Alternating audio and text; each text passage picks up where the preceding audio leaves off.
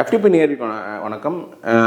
கொஞ்சம் அரசியலேருந்து விலகி கொஞ்சம் சினிமா சம்மந்தப்பட்ட நட்சத்திரங்கள் அவங்களோட கரியர் எப்படி வளர்ந்துருக்கு, எப்படி அவங்களோட கரியரை தக வச்சுக்கிட்டாங்க, அதே மாதிரி அவங்களோட இனிஷியல் டேஸில் ஸ்ட்ரகிள் என்னன்றதை பற்றிலாம் ஒரு சில வீடியோஸ் பண்ணணும்னு பிளான் பண்ணியிருக்கோம். அதில் முதல் வீடியோவாக சூப்பர் ஸ்டார் ரஜினிகாந்த், நம்ம இன்றைக்கி எல்லாருமே தெரியும், அவர் உலகம் முழுக்க அவர் கொண்டாடிட்டு இருக்கோம். இவர் ஆரம்ப காலத்தில் இவரோட கரியரை எப்படி தக வச்சுக்கிட்டாரு, ஒரு வில்லன் அறிமுகமான ஒரு ரஜினிகாந்த் வந்து சூப்பர் ஸ்டாரை எப்படி உயர்ந்தாருன்றதான் நான் இந்த வீடியோவில் எக்ஸ்பிளைன் பண்ண போகிறேன். அதாவது 1975 to 1980 இந்த 5 வருட காலகட்டத்தில் ரஜினிகாந்தோட படங்கள் எப்படி இருந்தது, அவருடைய கரியருக்கு எந்த அளவுக்கு இது ஒரு பெரிய பூஸ்டாட்டு அந்த படங்கள் அமைஞ்சது, அவரோட கரியர் பாதையை தீர்மானிக்கும் விதமாக எப்படி இருந்தது, அது மட்டும் இல்லை ஆரம்ப காலத்தில் யார் அவருடைய திறமையை கரெக்டாக கண்டுகொண்டு அதுக்கு உரிய அங்கீகாரம் கொடுத்து வாய்ப்புகள் கொடுத்தாங்கன்றதும் நம்ம இந்த வீடியோவில் பேச போகிறேன். வாங்க வீடியோக்குள்ள போகலாம்.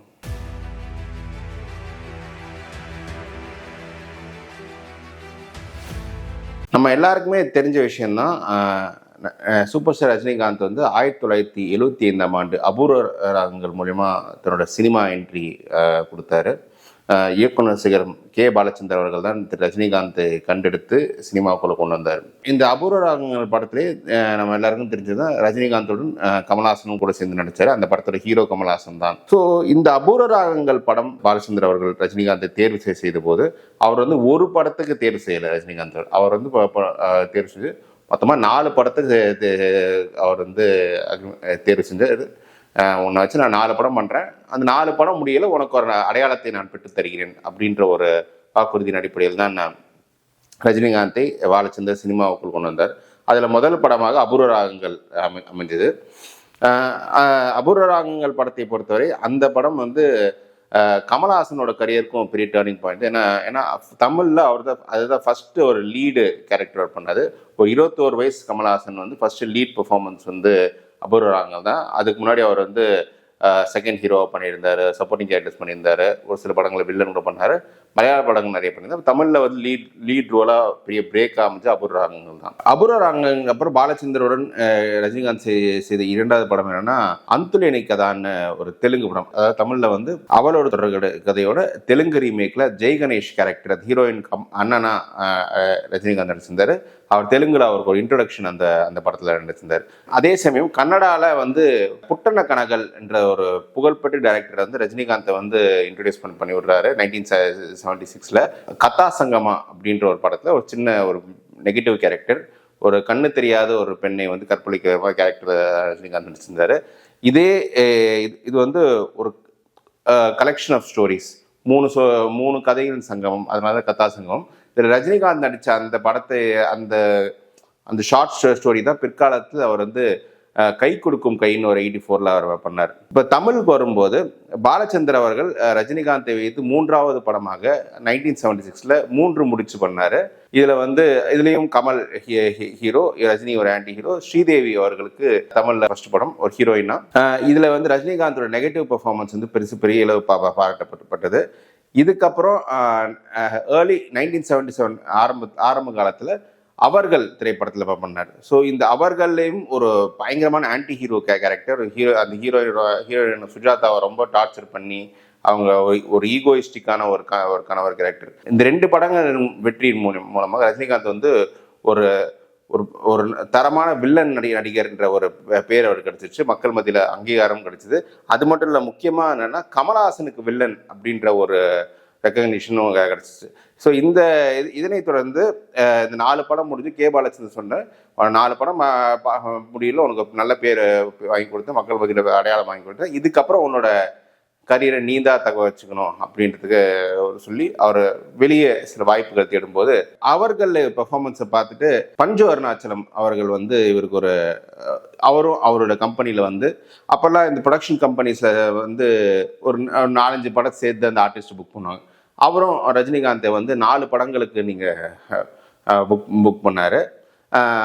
அவர் தான் ரஜினிகாந்தோட நடிப்பை பார்த்துட்டு போனா ஒரு கேள்விக்குறின்ற ஒரு படத்தில் வந்து இவர் நெகட்டிவ் ரோல் பண்ண நல்லாயிருக்கும், அவர்களில் பண்ண மாதிரி ஒரு ரோல் அது ஒரு இவர் பண்ண நல்லாயிருக்கும் அப்படின்னு சொல்லி இயக்குனர் திரு எஸ்பி முத்துராமன் அவர்களுக்கு ரஜினிகாந்தை அறிமுகப்படுத்துறாரு. எஸ்பி முத்துராமன்றவர் வந்து அந்த காலத்தில் வந்து மிகப்பெரிய கமர்ஷியல் டைரக்டர்.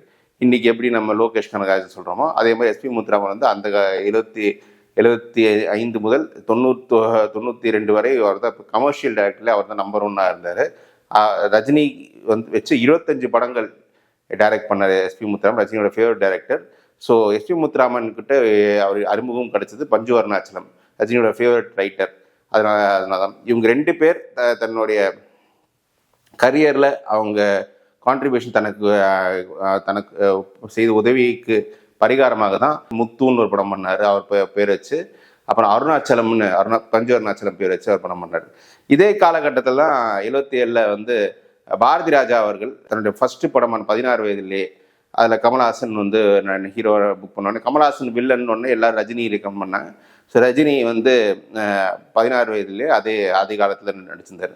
இதில் போனா ஒரு கேள்விக்குறி படம் பண்ணும்போது பஞ்சு அருணாச்சலம் எழுதி எஸ்பி முத்துராமன் டைரக்ஷனில் அந்த படத்தில் வந்து ஃபஸ்ட்டு ரஜினிகாந்த் வில்லன், ஹீரோவாக சிவகுமார் நடிக்க வந்தார். சிவகுமார் வந்து தொடர்ந்து சில ஃப்ளாப்ஸ் இருந்தால நான் வந்து ஒரு நெகட்டிவ் கேரக்டர் பண்ணலான்னு பார்க்குறேன், ஒரு சேஞ்சுக்கு நீங்கள் பாசிட்டிவ் வேறு யாரை வச்சு பண்ணுங்கன்னா, அப்போது எஸ்பி முத்துராமன் தான் ரஜினியை வச்சு பாசிட்டிவ் பண்ணா என்னன்னு சொல்லி அந்த ஒரு கேரக்டரை மாற்றி ரஜினியை வச்சு பாசிட்டிவ் கேரக்டர் பண்ணாங்க. ஸோ ஃபஸ்ட்டு ரஜினிகாந்த் ஒரு பாசிட்டிவ் கேரக்டர் இன்ட்ரடியூஸ் ஆனது வந்து எஸ்பி முத்துராமன் இயக்கத்தில் வந்து போனா ஒரு கேள்விக்குறி தான், அதாவது தமிழில். இதே சமயத்தில் பஞ்சு அருணாச்சலம் ப்ரொடக்ஷனில் இன்னொரு படம் கவி கோயில், அதுலேயும் சிவகுமார் ஹீரோ, இவர் செகண்ட் ஹீரோவாக அதில் பண்ணியிருந்தார். போனா ஒரு கேள்விக்குறி சைமல்டேனியஸாக ரிலீஸ் ஆச்சு. ரஜினியோட பாசிட்டிவ் ரோலில் பண்ண பெர்ஃபார்மன்ஸ் பெரிய அளவுக்கு பேசப்பட்டது. ஒரு எல்லாத்துலேயுமே வாழ்க்கையில் தோற்று நிற்கிற ஒரு மனுஷன், ஒரு இன்னொருத்தனால கைவிடப்பட்ட ஒரு பெண்ணுக்கு வந்து பாதுகாப்பான வாழ்க்கை தர்ற அந்த மாதிரி ஒரு கேரக்டர், ஒரு சாக்ரிஃபைசிங் பண்ண கேரக்டருக்கு வந்து அது ஒரு ஸ்டைலிஷாக பண்ணதில் போனா ஒரு கேள்விக்குறிக்கு வந்து மிகப்பெரிய ரெகக்னிஷன் கிடைச்சிது. அதே சமயத்து வெளிவந்த 16 வயதிலும் ரஜினியோட பரட்டை கேரக்டர் நம்ம எல்லாருமே தெரியும், அது அவருக்கு ஒரு பெரிய ரெகக்னிஷன் கிடைச்சிது. நான் சொன்ன படங்கள் வந்து ஆகஸ்ட் மாதம் தான் வந்துச்சு. செப்டம்பர் மாதம் வந்து ரஜினிகாந்த் வந்து ஃபஸ்ட்டு ஒரு மேல் லீடாட்டு ஒரு தெலுங்குல இன்ட்ரடியூஸ் ஆகிறாரு. சிலக்கம்மா செப்பிந்தின்ற ஒரு படத்தில் வந்து பாலச்சந்திர அசிஸ்டன்ட் ஒருத்தர் ரஜினிகாந்தை வந்து அங்கே ஹீரோவாக இன்ட்ரடியூஸ் பண்ணுறாரு.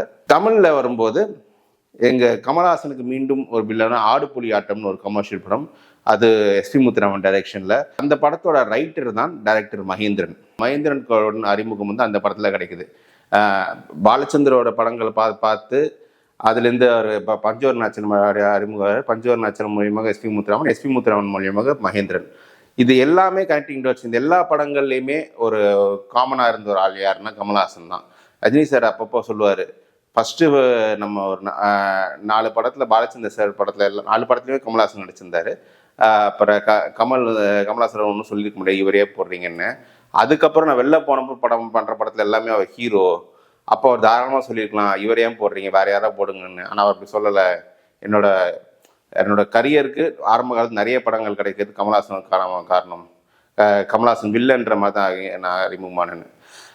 போனா ஒரு கேள்விக்குறியில் ரஜினிகாந்த் கிடைச்ச சக்ஸஸ் பிறகு அவர் பெருசாக நெகட்டிவ் ரோல்ஸ் வந்து அவர் தவிர்த்துட்டாரு. பாசிட்டிவ் கேரக்டர்ஸ், அதுவும் செகண்ட் ஹீரோவாக நடிக்க நிறைய ட்ரை பண்ணார். அதில் முக்கியமாக திரு விஜயகுமார் அவர்களுக்கு செகண்ட் ஹீரோவாக நிறைய படங்கள் பண்ணார். 6 புஷ்பங்கள், 1000 ஜென்மங்கள், சங்கர் சலீம் சைமன், மாங்குடி மைனர், இறைவன் கொடுத்த வரம், ஹீரோயின் ஓரியன்டட் சப்ஜெக்ட்ஸில் வந்து அது ஹீரோயினுக்கான ஒரு பேரா நடிச்சிருந்தார். ஸோ பாசிட்டிவ் கேரக்டர்ஸ் நிறைய பண்ணிட்டு இருந்தார். இந்த சமயத்தில் மகேந்திரன் தன்னுடைய முதல் படத்தில் முள்ளும் மலர்னு ரஜினி காஸ்ட் பண்ணி ரொம்ப காம்ப்ளெக்ஸான கேரக்டர் ரஜினி காஸ்ட் பண்ணி பண்ணணும்னு அவர் ரொம்ப அடமெண்ட்டாக அது காஸ்ட் பண்ணார்.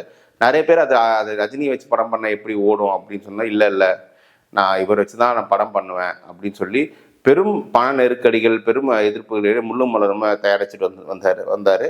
77 ஆரம்ப காலத்தில் ரஜினிகாந்த் வந்து ஒரு 3-4 படங்கள் அப்போ லிஸ்ட் பண்ண படங்கள் எல்லாமே விஜயகுமார் செகண்ட் ஹீரோவாக முள்ளும் மலர் நடிச்சிருந்தாங்க. பட் ரஜினிகாந்துக்கு வந்து ஒரு மிகப்பெரிய அந்த செகண்ட் ஹீரோ படங்களே ஒரு பெரிய பிரேக்கு, ஒரு மக்கள் மத்தியில் ஒரு மெகா பிளாக் பஸ்டராக அமைஞ்ச படம் எதுன்னா இளமை ஊஞ்சல் அடிக்கிறதுல.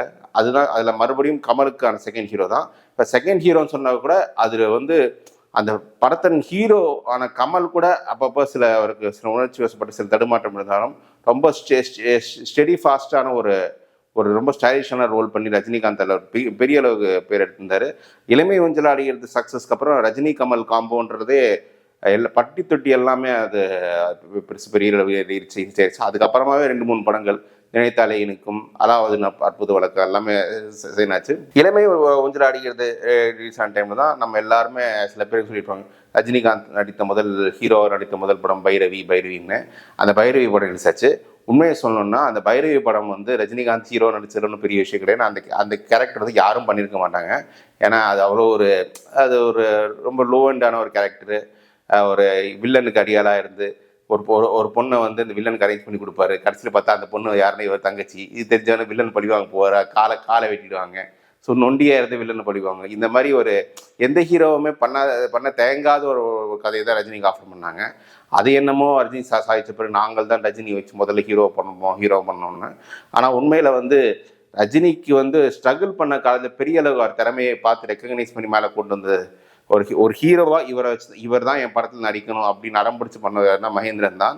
அதை முள்ளும் மலரும்ல அந்த காளி இன்று வரை முள்ளும் மலரும் காளி அந்த அளவுக்கு ரீச் ஆயிருக்குன்னா மகேந்திரன் ஆடுபுலி ஆட்டம் ரஜினியோட பெர்ஃபார்மன்ஸை பார்த்துட்டு இவர் வச்சு தான் படம் பண்ணுவேன் அப்படின்ற முள்ளும் மலரும் படத்தை தயாரிச்சு தான்.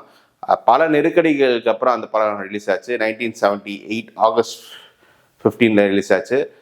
ரிலீஸ் ஆகும்போது பெருசாக பட் ஆனால் லேட்ரான் அது பிக்கப் மிகப்பெரிய ரெஸ்பான்ஸ் அதுக்கு கிடச்சிது.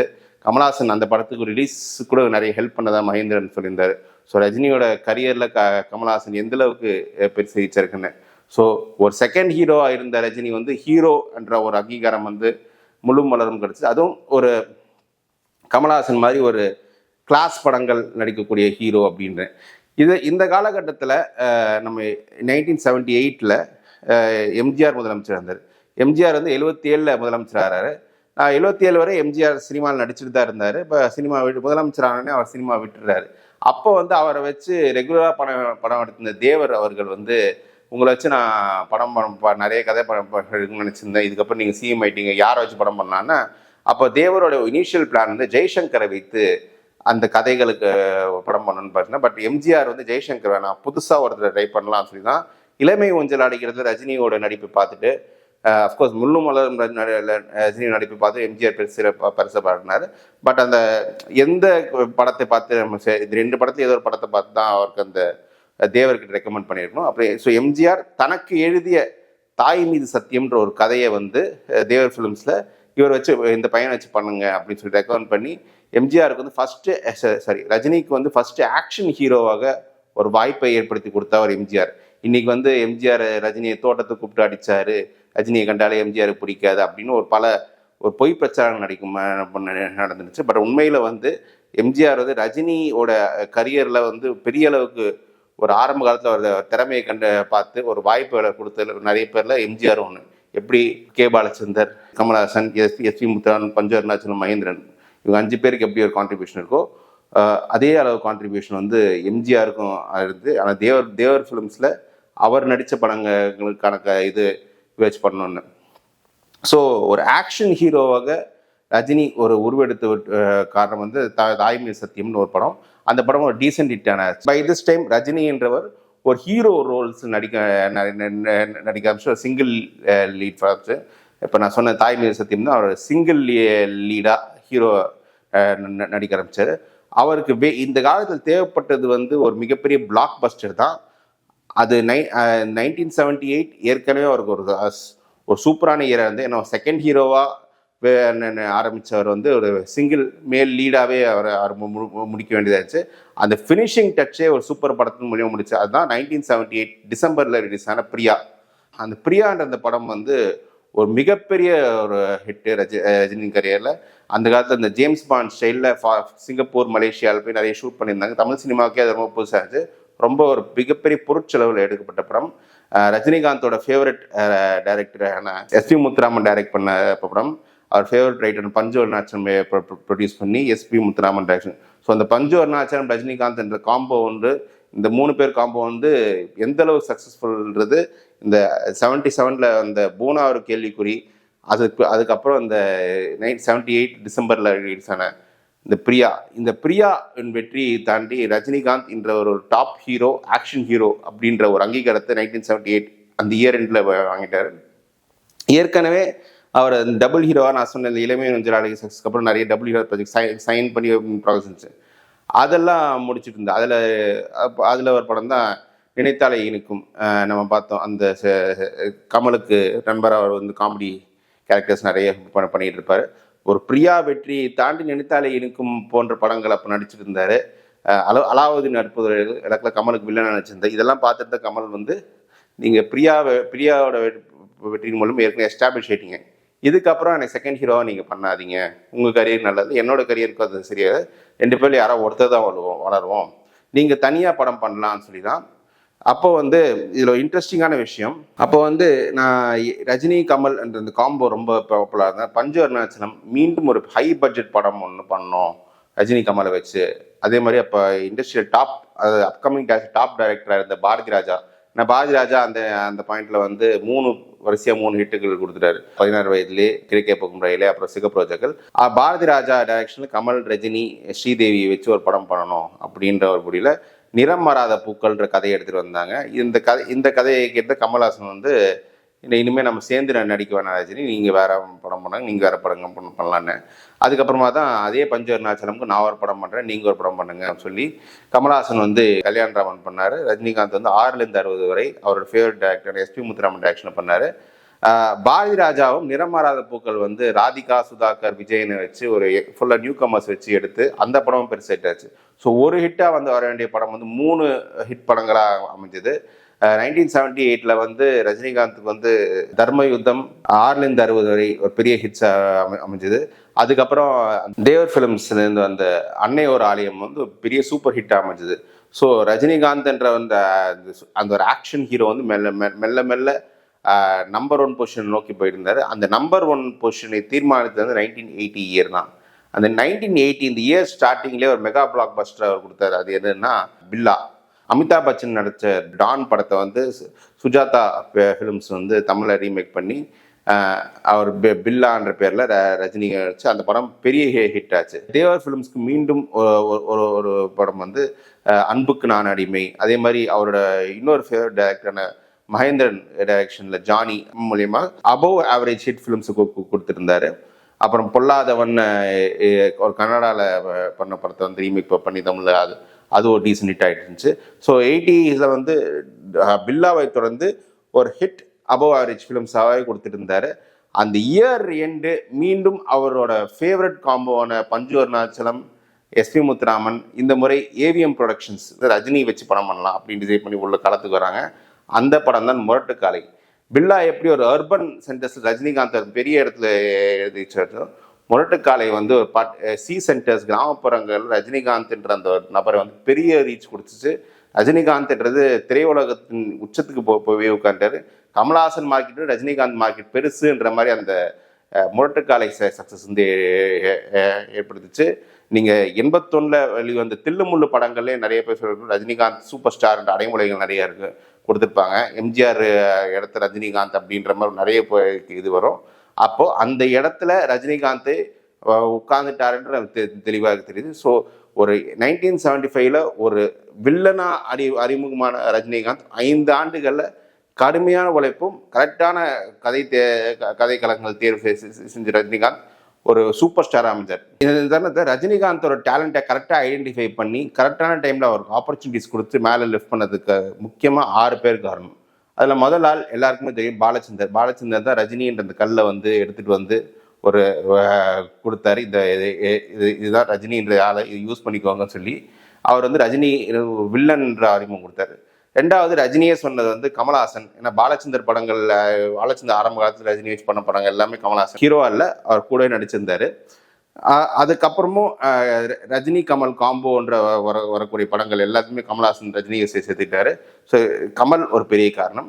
3வதாக பஞ்சு அருணாச்சலம் தான் ரஜினியோட திறமையை நம்பி அவரை வச்சு பிரியா மாதிரி ஒரு ஹை பட்ஜெட் ஃபிலிம்ஸை பண்ண முடியும், ஒரு மிகப்பெரிய வசூல் சக்கரவர்த்தியா ரஜினி இருப்பார் அப்படின்னு சொல்லி ரஜினிக்கு ஒரு மிகப்பெரிய அங்கீகாரம் கொடுத்தாரு. அப்புறம் ரஜினியோட ஃபேவரட் டைரக்டரான எஸ்பி முத்துராமன் வந்து ரஜினி என்ற ஒரு பர்சனை எப்படி யூஸ் பண்ணணும் அப்படின்றத தெரிஞ்சு கரெக்டாக யூஸ் பண்ணாங்க. இன்ஃபேக்ட் பாலச்சந்திரே சொன்ன விஷயம், ரஜினின்றவரை வந்து கல்லாதெல்லாம் கண்டுபிடிச்சான், அவர் வைரமாக்குனது எஸ்பி முத்துராமன் தான். எஸ்பி முத்துராமன் இது தொடர்ந்து எஸ்பி முத்துராமன் நம்ம சொன்ன இந்த காலகட்டத்திலே பூனா ஒரு கேள்விக்குறி, பிரியா, 6லேருந்து 60 வரை, முரட்டுக்காலை 4மே பெரிய பிரேக்ஸாக இருந்துச்சு ரஜினிகாந்த் கரியரில். அது 6 புலி ஆட்டம் படம் மூலியமா அவர் வந்து மகேந்திரன் கூட இன்ட்ரெஸ்ட் பண்ணாங்க. மகேந்திரன் தான் அந்த 5வது நபர். மகேந்திரன் வந்து ரஜினின்ற ஒரு நமக்கு எல்லாருக்குமே தெரிஞ்ச ஆக்ஷன் ஹீரோவை தாண்டி அவருக்குள்ள ஒரு மிகப்பெரிய நடிகன் ஒளிஞ்சிட்டு இருக்கான்ற கரெக்டாக பண்ணி அந்த முள்ளும் மலரும் மூலியமா ரஜினின்ற ஒரு பெரிய நடிகனை வந்து இன்று வரை நம்ம முள்ளும் மலரும் கொண்டாடுறோம்னா காரணம் வந்து அது மகேந்திரன் ரஜினியோட ஆக்டிங் டேலண்டில் கொண்டு வந்து அது ஒரு காரணம்.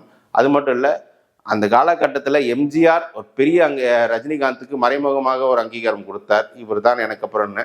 அது நிறைய பேர் திருத்தி பேசினாங்க. பட் உண்மை என்னன்னா, எம்ஜிஆர் சிஎம்மாக இருக்கும்போது ஒருத்தர் சூப்பர் ஸ்டார் ஆகிற, அவர் எதிரான நபர் வந்து சூப்பர் ஸ்டார் ஆகிறது நடைமுறை சாத்தியம் இல்லை. பட் அவரோட ஆசையுடன் இருப்பவர் தான் சூப்பர் ஸ்டார் ஆக முடியும். அப்படித்தான் ரஜினி தனக்கு எழுதிய கதைகள் வந்து ரஜினிகாந்தை வச்சு படம் பண்ணணும்னு தேவர் ஃபிலிம்ஸ் ரெக்கமெண்ட் பண்ணார்.